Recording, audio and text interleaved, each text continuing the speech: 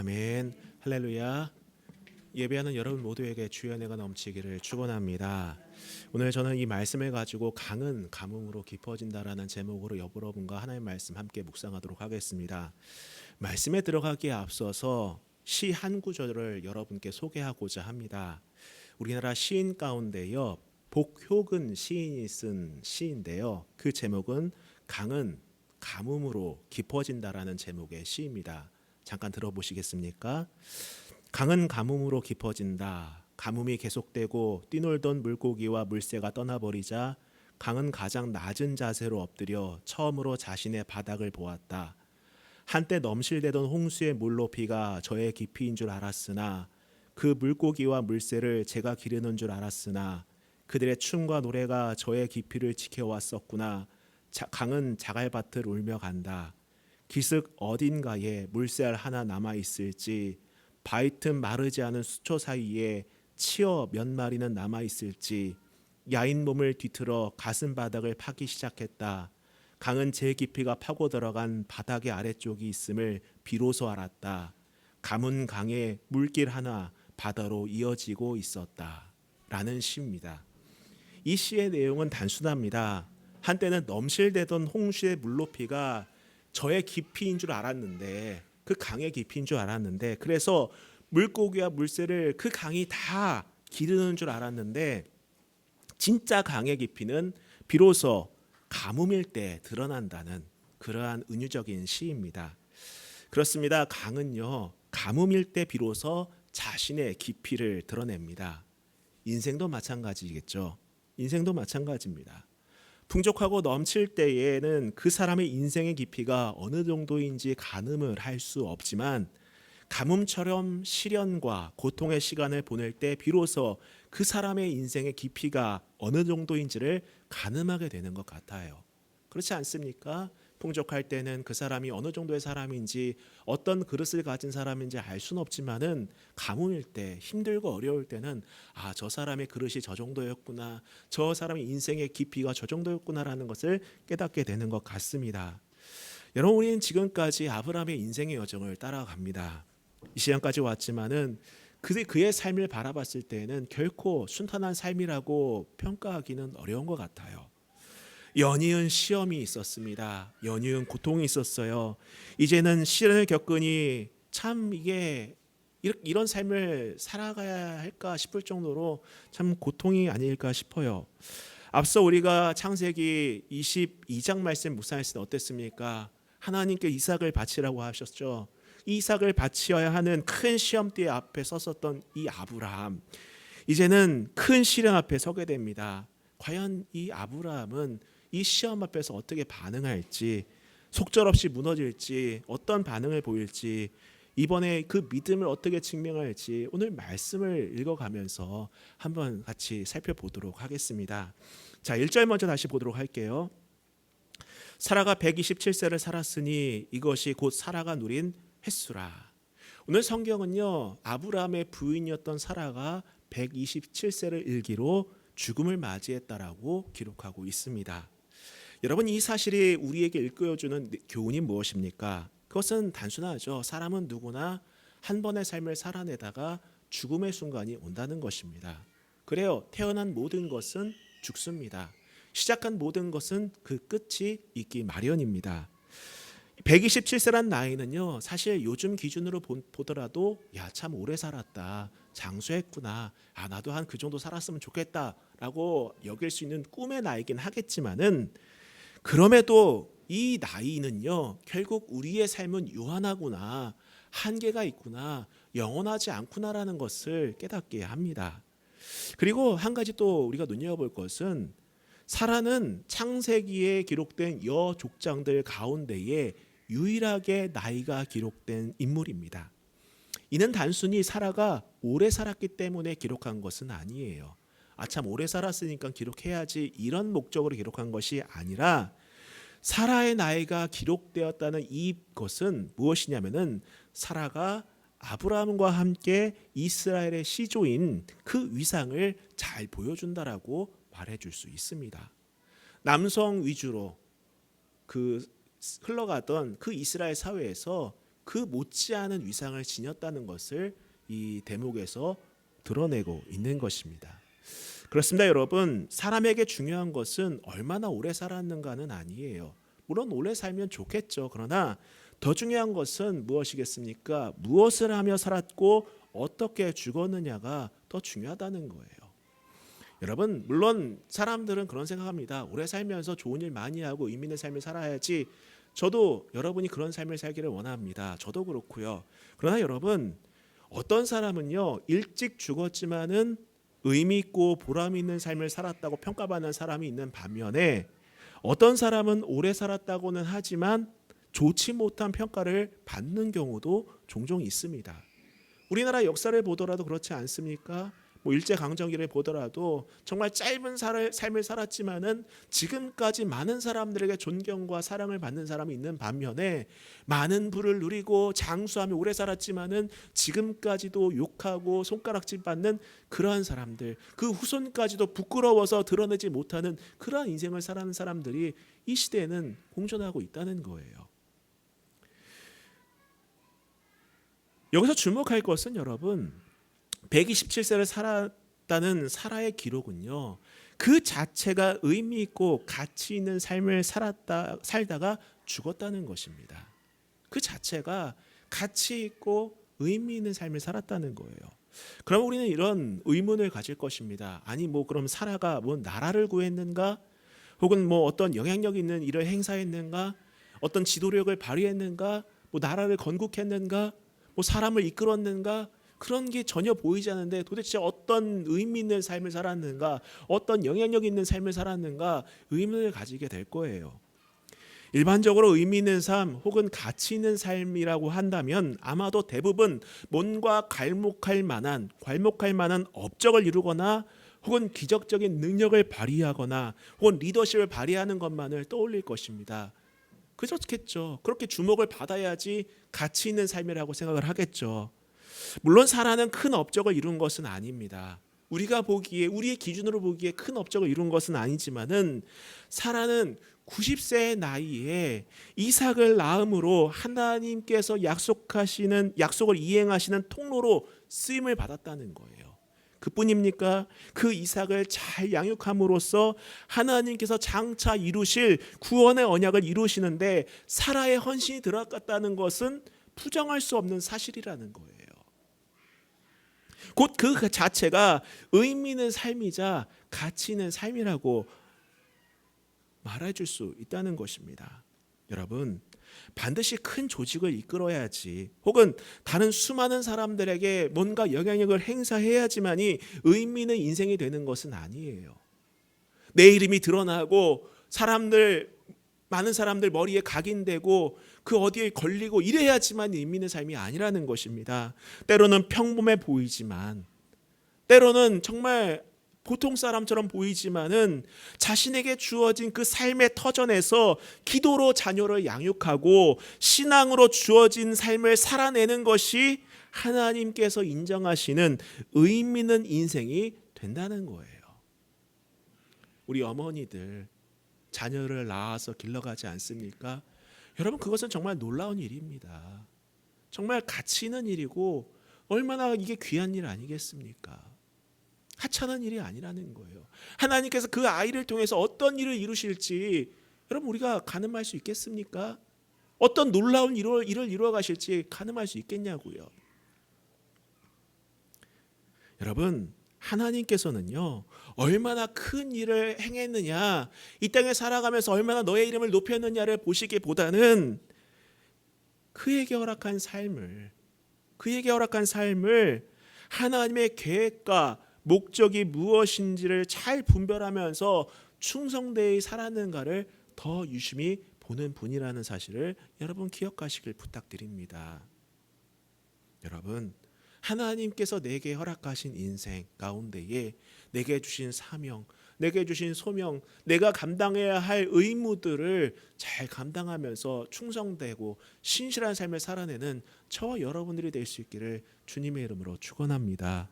계속해서 말씀 볼게요. 2절부터 보면은요, 사라가 가나안 땅 헤브론 곧 기럇 아르바에서 죽음에 아브라함이 들어가서 사라를 위하여 슬퍼하며 애통하다가 그 시신 앞에서 일어나 나가서 헷 족속에게 말하여 이르되 나는 당신들 중에 나그네요 거류하는 자이니 당신들 중에서 내게 매장할 소유지를 주어 내가 나의 죽은 자를 내 앞에서 내어다가 장사하게 하소서.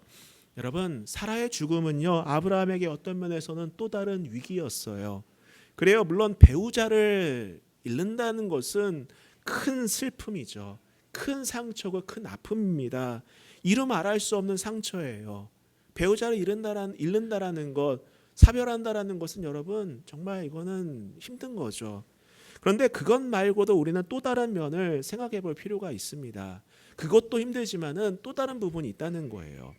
여러분, 앞서 이삭을 버리라는 요구가 자손의 약속에 대한 확신을 시험하는 내용이었다면은 오늘 성경에서 등장하는 이 아내의 사별, 아내가 죽어서 아내를 묻을 매장지가 없는 상태에서 사라가 죽었다는 것은요 땅의 약속에 대한 시험이라고 할 수 있는 것입니다. 이게 도대체 무슨 말인가?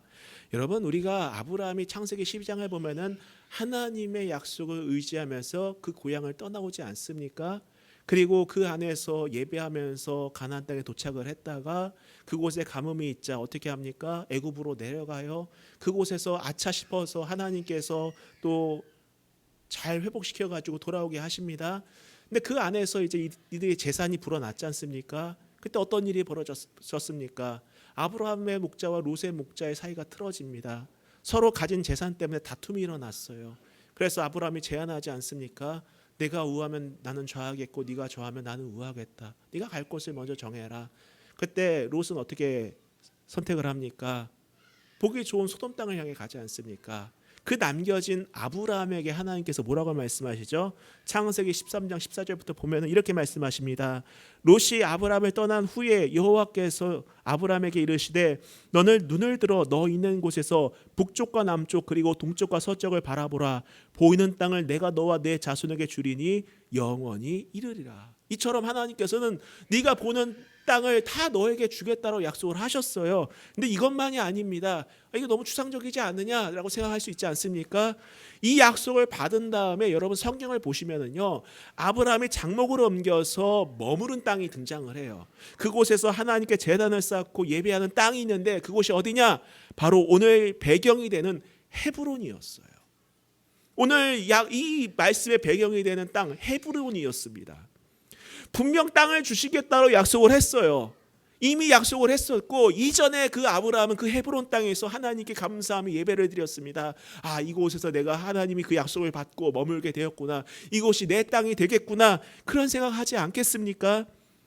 아브라함뿐만 아니라 땅을 주시겠다는 약속을 믿고 고생한 아내 사라가 있지 않았나요? 근데 그 아내를 묻을 땅 한 평이 없는 처지는요 더 슬펐을 거예요. 아니 하나님, 헤브론 그곳에서 나는 주님께 예배하였는데 그 약속을 함께 받아서 나와 정말 일평생 함께했던 그 아내를 이곳에 묻을 수 없게 되었다니 이게 말이나 됩니까? 참 슬프지 않았습니까? 그들이 있는 곳이 헤브론인데, 그들이 머물고 있는 곳이 헤브론인데, 여러분 4절에서 아브라함은 그 헤브론 사람들에게 뭐라고 말합니까? 나는 당신들 중에 나그네요 거류하는 자니. 여러분, 이 표현은요 우리가 그냥 읽지만은 아브라함의 입장에서는 여러분 정말 가슴이 아팠을 거예요. 하나님 분명 나에게 이 헤브론 주신다고 하지 않았습니까? 주님께서 약속하신 그 이후로 내가 가장 먼저 머문 곳, 가장 먼저 예배한 곳이 이 헤브론인데 여기서 내가 그들을 향해서 나는 그냥 나그네입니다, 그냥 이방인입니다, 이렇게 표현하는 것은 여러분 남편들 입장에서 참 부끄럽고 비참한 거예요. 여러분, 이런 상황은요 마치 가뭄의 강의 깊이를 알 수 있는 것처럼 그의 믿음의 깊이를 가늠할 수 있는 시기이기도 했던 것입니다. 여러분, 우리 같으면 어떻겠어요? 물론 믿음이 좋으신 분들이야 괜찮겠지만은 믿음이 약한 사람들은 이때 흔들릴 것 같아요. 아니, 내가 지금까지 예수 열심히 믿었는데, 하나님 열심히 신앙하면서 기도해 왔는데, 아니 내가 지금 이게 말이나 됩니까? 라고 하면서 나의 그 밑바닥이 드러나지 않을까 해요. 주신 땅은 그 땅이 이 자리인데 왜 나는 이곳에서 나그네인가? 하나님의 약속은 여전히 유효한 건 맞는가? 하나님 살아계신 건 맞는가? 하고 반응하지 않겠습니까? 그러나 여러분 오해하지 마시기 바랍니다. 하나님은 우리가 아무런 일을 하지 않아도 그저 풍성하게 부어주시고 소유하게 하시는 분이 아닙니다. 그냥 나는 아무것도 않고 그냥 무조건 다 갖고 하나님 더해주시고 나 아무런 노력하지 않아도 다 해주시고 이런 분이 아니라는 거예요. 여러분 아이들도 그렇지 않나요? 저는 예전에 학생들 가르칠 때도 그랬습니다. 청년들 가르칠 때도 그랬어요. 얘들아 기도한다고 해서 대학 가는 거 아니야. 기도한다고 직장 가는 거 아니야. 노력해야 돼. 공부해야 돼. 책상에 앉아서 네 할 일을 해야 돼. 그 회사에서 원하는 것이 뭔지를 보고 준비를 해야 해. 이 사회에서 필요한 거 너가 노력을 해야 돼. 그걸 왜 안 하는데? 하나님께서 그렇게 일하시는 분이 아니야. 늘 그렇게 얘기해 왔어요. 여러분 아무것도 안 하는데 하나님께서 그냥 떨어진 감 주시듯이 그렇게 던져주시는 그런 분이 아니라는 겁니다. 하나님의 일에는요 여러분 과정이 있어요. 그리고 하나님의 일에는요 반드시 그 대가를 지불해야 된다라는 것입니다. 이게 무슨 말입니까? 여러분 우리가 구원을 누리는 과정도 마찬가지 않습니까? 여러분 우리가 구원을 누리게 된 것도 하나님의 입장에서 어땠습니까? 아브라함으로부터 시작을 해서 예수님 그리스도까지 이르는 과정이 있었어요. 과정이 있었습니다. 그뿐이겠습니까? 예수님께서 우리를 대신하여서 지불하신 대가가 있었기 때문에 우리는 구원을 누리게 된 거예요. 대가 지불이 이미 있었다는 거예요.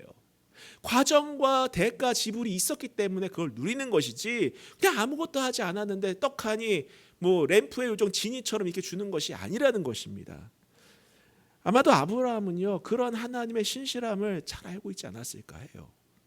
우리는 이 대목에서 다시 한번 이 아브라함의 믿음의 깊이가 얼마나 깊었고 울림이 있었는지 그의 그릇이 얼마나 큰지를 우리는 깨닫게 되는 것입니다. 계속해서 말씀을 볼게요. 5절부터 보도록 하겠습니다.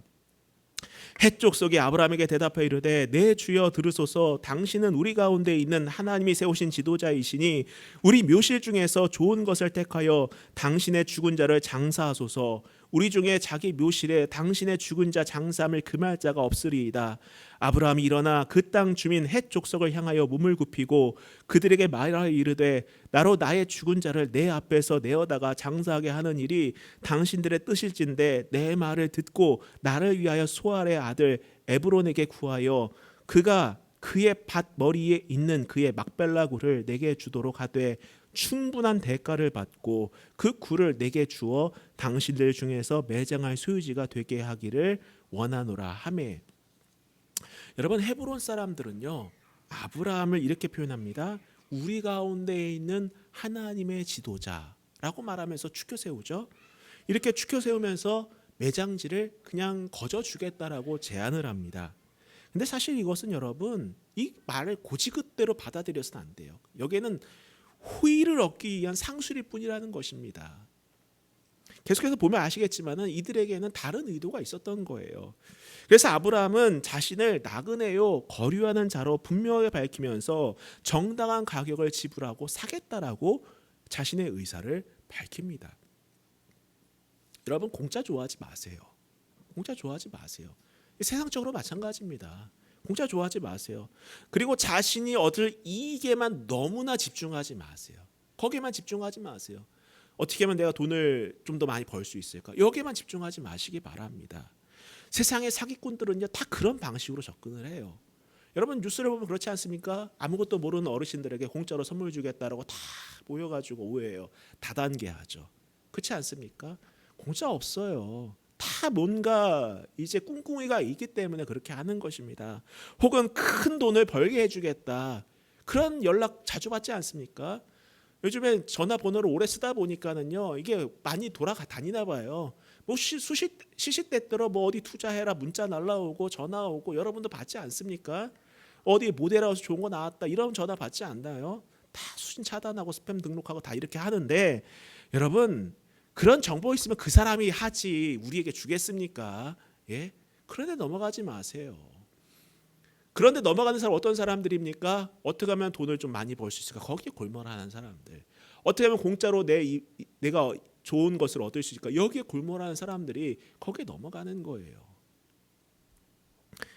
결국 이런 데 넘어가면 어떻게 합니까? 나중에 크게 후회하게 되죠. 모든 일에는 뒤따르는 대가가 있어요. 공짜가 없습니다.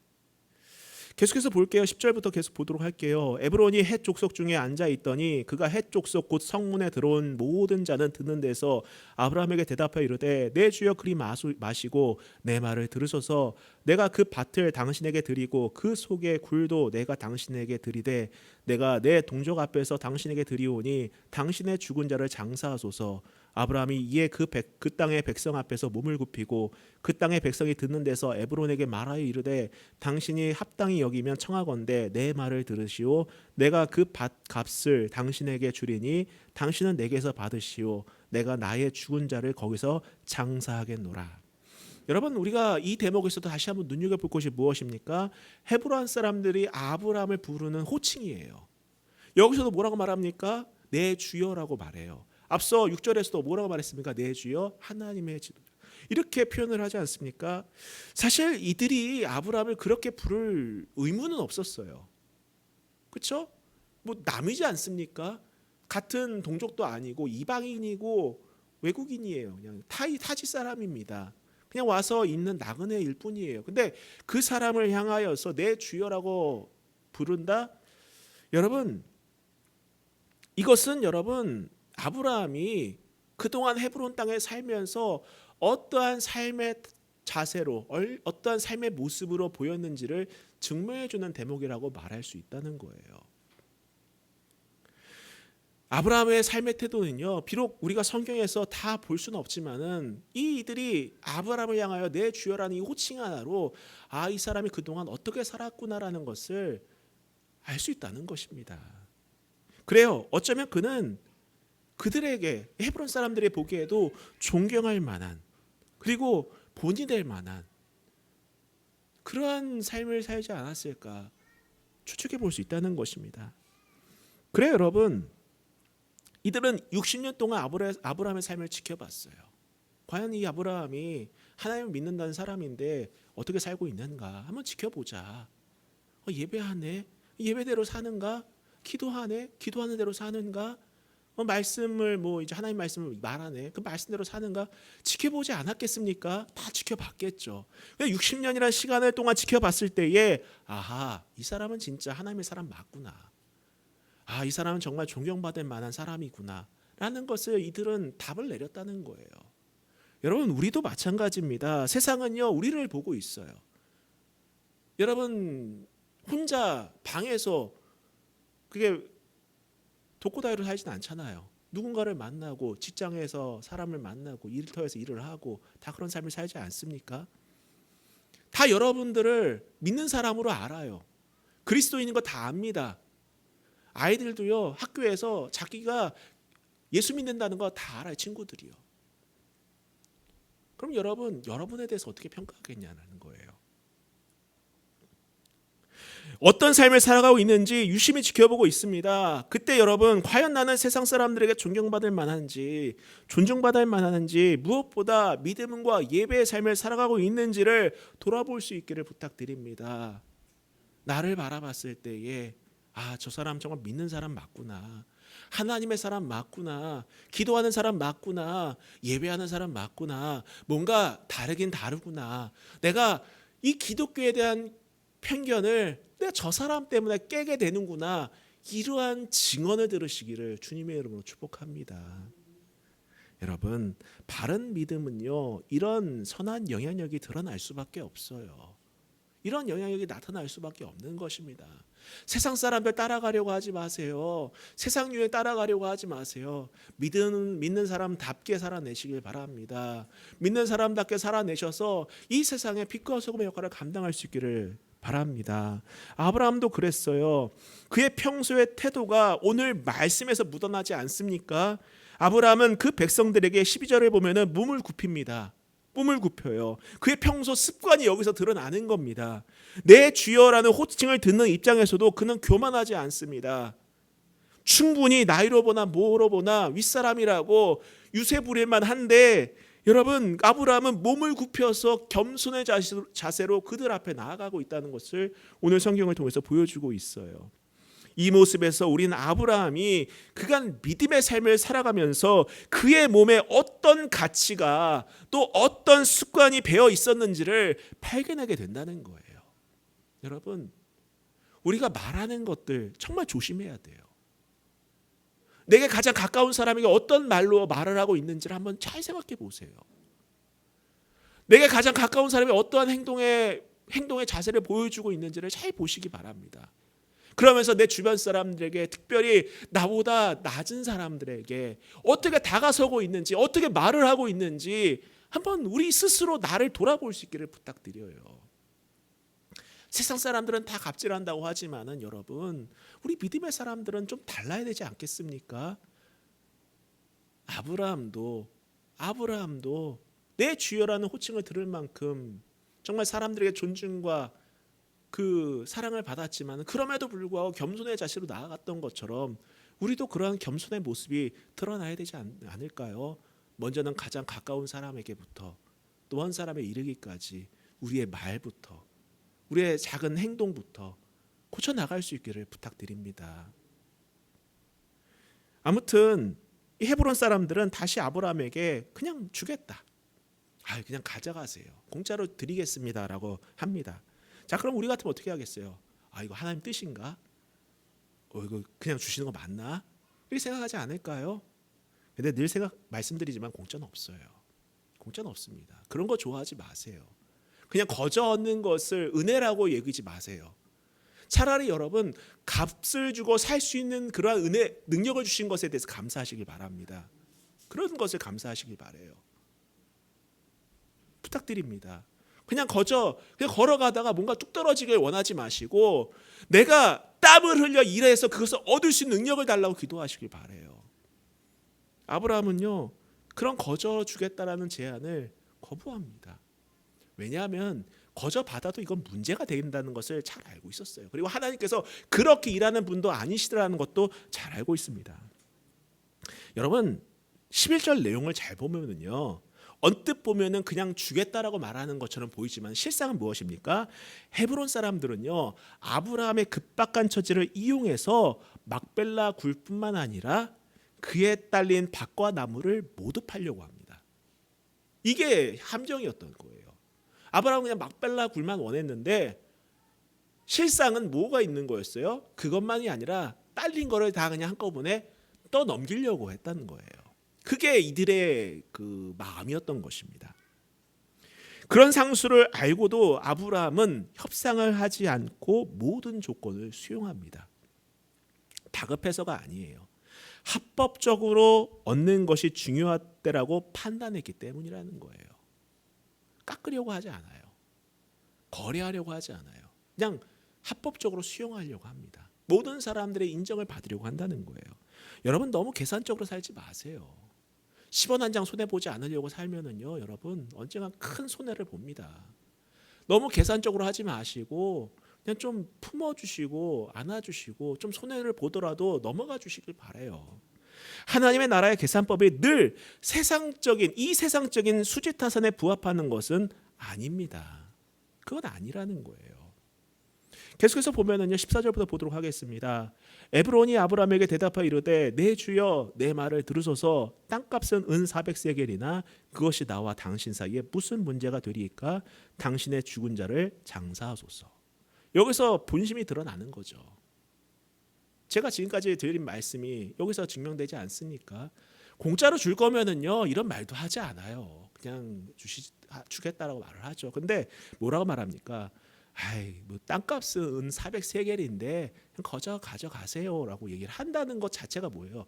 이미 다 계산을 하고 있었다는 겁니다. 이미 이 사람 마음에는요, 이거를 이 정도는 받아야겠다, 계산을 다 하고 있었던 거예요.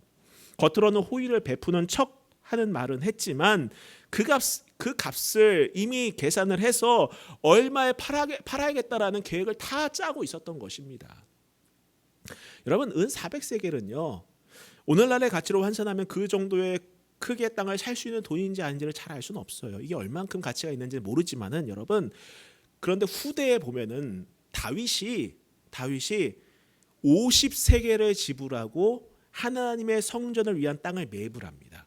어마어마한 땅을 매입을 해요. 그때 지불한 돈이 50세겔입니다. 여러분, 시간이 지나면 인플레가 있죠? 인플레가 있어요. 돈의 가치가 점점 하락을 합니다. 그렇게 따진다면은 여러분, 은 400세겔은요 정말 비싼 값에 부른 거예요. 엄청나게 비싼 값을 부른 거예요. 말도 안 되는 돈을 부른 것입니다. 어쩌면은 이 사람은 손해보는 장사를 하지 않기 위해서 미리 흥정할 것을 염두에 두고 큰 값, 비싼 값을 이렇게 부른 것 같아요. 아무튼 계속 한번 볼게요. 16절부터 보도록 하겠습니다. 아브라함이 에브론의 말을 따라 에브론이 헷 족속이 듣는 데서 말한 대로 산인이 통용하는 은 400세를 달아 에브론에게 주었더니 마므레 앞 막벨라에 있는 에브론의 밭 곧 그 밭과 거기에 속한 굴과 그 밭과 그 주위에 둘린 모든 나무가 성문에 들어온 모든 헷 족속이 보는 데서 아브라함의 소유로 확정된지라. 그 후에 아브라함이 그 아내 사라를 가나안 땅 마므레 앞 막벨라 굴에 장사하였더라. 마므레는 곧 헤브론이라. 이와 같이 그 밭과 거기에 속한 굴이 헷 족속으로부터 아브라함이 매장할 소유지로 확정되었더라. 분명 에브론은 아브라함에게 바가지 대금을 불렀어요. 바가지를 씌운 거죠. 흥정을 계속했다면 아마 값은 더 내려갔을 거고 그것이 그 시대의 일반적인 관례입니다. 뭐 오늘날에도 중동 지역은요 시장을 가더라도 부르는 값을 그대로 주면 안 된대요. 그냥 그 안에서도 흥정을 해야 된다고 합니다. 근데 놀랍게도 아브라함은 그 제시한 값을 그대로 받아들입니다. 말도 안 되는 그 바가지 요금을요 그냥 받아들여요. 여기서 다시 한번 물질과 재산에 초연한 아브라함의 태도와 믿음을 엿보게 됩니다. 이는 하나님이 자신의 기업이요 재산임을 분명히 알고 있었기 때문에 가능했던 것입니다. 그는 그가 이미 누리고 있던 이 풍요 그리고 그가 지불할 수 있는 여건이 결국에는 자신의 어떠한 유익만을 위한 것이 아니라 바로 하나님께서 그 땅을 소유하게 하시려는 수단이었음을 그는 잘 알았고 그렇기 때문에 아까워하지 않았던 거예요. 하나님께서 이 땅을 소유하게 하시려고 지금까지 내게 이러한 재산을 주셨구나. 이러한 재산을 형성하게 하셨구나. 그 약속을 이것을 통해서 이루게 하시려고 이렇게 준비하셨구나라는 것을 그는 알았기 때문에 기꺼이 은 400세겔이라는 말도 안 되는 거금을 그 자리에서 지불하고 그 땅을 공식적으로 소유하게 된 것입니다. 여러분, 이처럼 하나님의 약속은요, 여러분 그냥 자다가 뭐가 뚝 떨어지는 것이 아니에요. 하나님께서 예전부터 차근차근 준비해 주시고 그것을 소유할 수 있는 능력을 허락해 주신다는 것입니다. 여기 욕심을 부릴 필요가 없다는 거예요. 여기에 탐욕을 부릴 이유가 없는 것입니다. 여러분 욕심 부리면은요 그것이 패망의 선봉이에요. 망하는 지름길입니다. 하나님께서 여러분에게 건강을 주신 이유, 재산을 주신 이유는 다 목적이 있고 근거가 있는 것들이에요. 그리고 여러분 이 사건을 필두로 이로써 하나님의 땅에 대한 약속이 구체적으로 실현되기 시작합니다. 바로 이 헌신을 통해서 이 땅을 사는 것을 통하여서 하나님의 약속이 실현되기 시작합니다. 막벨라 굴과 헤브론 지역은 이후 이스라엘 역사 가운데서 정말 중요한 장소가 됩니다. 4대 만에 돌아와서 가나안 땅을 차지하기까지 사라뿐만 아니라 아브라함, 이삭, 야곱, 리브가, 레아까지 모두 이 막벨라 굴에 묻히죠. 그래요. 아브라함이 산 것은요 땅만이 아니었어요. 땅만이 아니었습니다. 바로 희망이었던 것입니다. 하나님의 약속이었던 거예요. 가진 것을 다 팔아 보화가 묻힌 밭을 산 농부처럼 그는 인간의 셈법을 넘어서 하나님의 약속을 산 거예요. 소유한 것입니다. 여러분 이러한 하나님의 약속을 누릴 수 있는 저와 여러분들이 되시기를 축복합니다. 얼핏 보면은 신앙의 위기이자 믿음의 위기일 수도 있었던 그 모든 상황은 오히려 아브라함의 믿음의 깊이가 드러나는 계기가 되었고 하나님의 약속이 출발하는 출발선이 되었던 것이에요. 여러분 흔히 세상에 이런 말을 하지 않습니까? 위기는 기회다. 위기는 기회다. 이 말을 하지 않습니까? 때로는 내 눈에 나 자신의 상태가 가뭄의 강 바닥을 드러내는 것처럼 느껴질 때가 있을 거예요. 내 밑바닥이 여기였는가? 나 어디까지 내려가야 되는가? 그런 때가 느껴질 때가 있을 겁니다. 그런 때가 오더라도 오히려 가뭄의 그 강의 깊이를 알 수 있는 것처럼 깊이 있는 믿음을 발휘하는 저 여러분들이 될 수 있기를 주님의 이름으로 축복합니다. 우리 함께 찬양하고 기도하겠습니다.